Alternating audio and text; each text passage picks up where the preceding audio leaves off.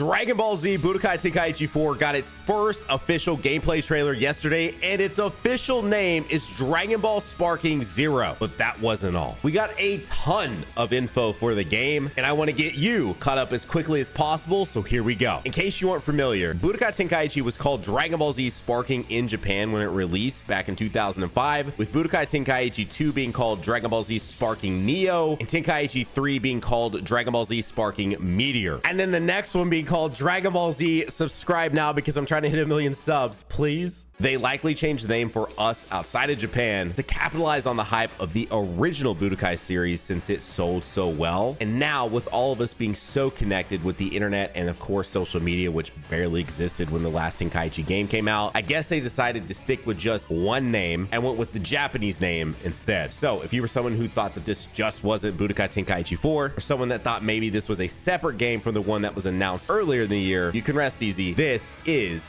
the next game in the Budokai Tenkaichi series, which brings us to our first new confirmation for this game, the devs. It's going to be Spike Chunsoft developing Sparking Zero. Let me catch you up on what's going on with them. Spike and Chunsoft used to be separate companies, but back in 2012 they merged into one company called Spike Chunsoft. If at least the Spike portion of that name sounds familiar, it's because it should. You would have seen their logo on the startup screen for a lot of Dragon Ball games back in the day, and here's a list of those Dragon Ball games that Spike made before that merger I was just talking about. Budokai Tenkaichi 1, Budokai Tenkaichi 2, Budokai Tenkaichi 3, Raging Blast. Then we went back to Tenkaichi Tag Team on PSP. They also made Raging Blast 2, and finally Ultimate Tenkaichi. So it makes a lot of sense for them to be the ones making the new Tenkaichi game, which from here on out, I'll just refer to as Sparking because that's the new name for the game moving forward. But either way, a lot of great games here. And I know that a lot of people have differing opinions about the Raging Blast series, but I would say the only objectively bad game here is actually Ultimate Tenkaichi. And even then, I know a lot of people that actually really enjoy that game, but I personally felt a little clickbaited on that one. Didn't really look into it much, saw it on the shelf at a Walmart, brought it home, thought I was putting in a PS3 era version of the Budokai Tenkaichi series, and well, it wasn't that. But that's a story for another day. So now we need to talk about the games they made after the merger, once they were actually Spike Chunsoft. Dragon Ball Z 4 Connect, J-Star's Victory Versus, One Piece Burning Blood, Jump Force, and One Punch Man, A Hero Nobody Knows. Now, here's the thing, I can't really speak on One Piece Burning Blood, never really played that game, but I played the rest, and I can definitely say that their pedigree pre-merger is substantially stronger than all the games I just listed there. Now, I do want to say they did make other games from what I listed here. These are the ones I feel like were relevant to our Sparking Zero discussion. And I will also say Jump Force gets honestly a lot of hate, but I do think at its core, it actually has some pretty decent gameplay, or at least fun gameplay, I will say. I think the thing that caused so much hate for that game is that it just wasn't easy on the eyes. Like, let's just be honest, it wasn't a very aesthetically pleasing game. But we already know that that's not going to be an issue with Sparking Zero because it quite literally has the best visuals we've ever seen on a Dragon Ball game besides Fighters. So either way, I'm cautiously optimistic since it's them going back to their Dragon Ball Z gaming roots. Which brings us to the next confirmation for this game. This game is current gen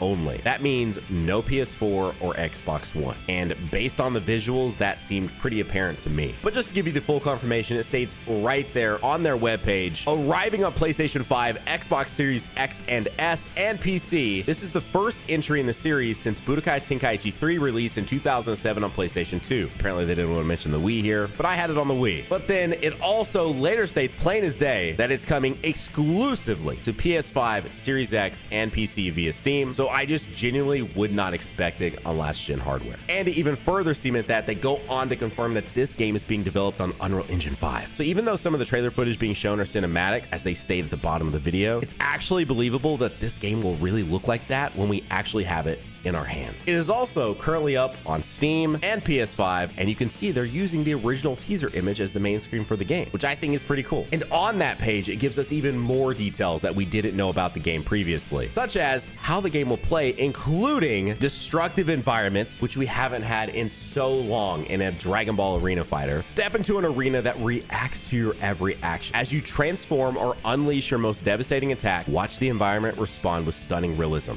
leave a trail of destruction in your wake as you battle to your heart's content, which you can see happening in the trailer. And another thing that we saw in the trailer, and it confirms again here as well, in-game transformations are back. And when we saw that from the original teaser, we see Vegeta and Goku do it here, and Broly, but it's just something that a lot of us love, and I love to see back in this game. It then goes on to talk about the 3D fighting aspects of this game, and I think there are some tidbits here that are important to mention. So engage in heart-pounding, high-speed 3D battles that stay true to the anime and video game series, breathtaking visuals, and authentic combat moves like beam clashes, rush attacks, movements too quick for the eyes to see, and planet-raising ultimate attacks. So something that stuck out about the initial gameplay to me personally was when you see Vegeta deflect an entire beam, which of course is very Raging Blast.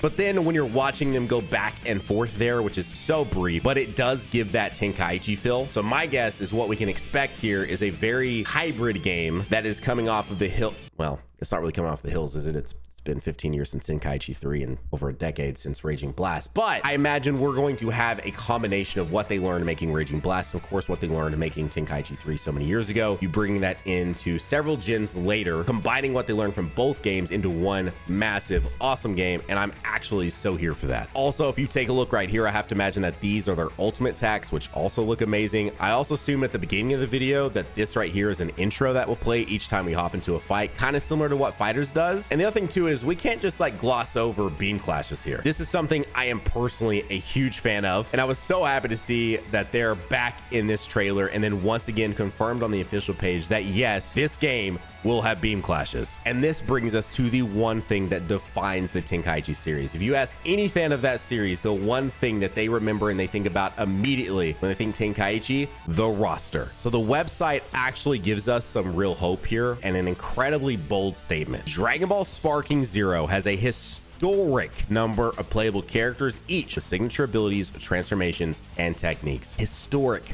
number. Are you kidding me? So right now, here is the full list of currently confirmed playable characters in Sparking Zero. Goku, Vegeta, Frieza, Dragon Ball Super Broly, Piccolo, Krillin, Tien, Yamcha, Dragon Ball Z Trunks, actually in the battle armor, which is one of my favorite Trunks fits, Android 18, Perfect Cell, Hercule, Majin Buu, Dragon Ball Super Trunks, Bergamo, who, let's just be honest here, absolutely placed here as a flex to be like, yeah, we got the characters. Then we see a brief glimpse of Dragon Ball Super, Android 17, and finally Jiren, which puts us currently at 17 characters, and we've barely seen anything about this game yet. So to put our expectations into some very real perspective here, there were 91 characters in Budokai Tenkaichi 3, and when I say that, I mean like actual different individual characters, not including all the different forms of each character. At that point, you're over like 140. Then for a more modern game, Xenoverse 2, its base roster had 68 different individual characters, and they've added nearly double that as DLC. So I do hope that this game actually ships out of the box with a substantial roster. Honestly, more than 68. Would love to see it have more than Xenoverse 2. But for a game like this and with modern gaming, I would definitely expect to see a ton of characters added as also DLC later. Another difference between this game and obviously Tenkaichi, even the Raging Blast series, is that now we do have Dragon Ball Super, which introduced so many more characters, especially with the Tournament of Power. We're talking about doubling the amount of character pool here available to them that they wouldn't have had when they last made one of these games. So I think all of us have our sights set on a massive roster, and I would love to see a lot of modern characters and of course a ton of classic characters that we would have had in Tenkaichi 3 and the Raging Blast series as well. And another very important one that I'm seeing so many people talk about, and that is the release date. It is really important to note that this game did not end with a year or literally anything. It just said wish list now. So the chances of it being actually in 2024, I feel are very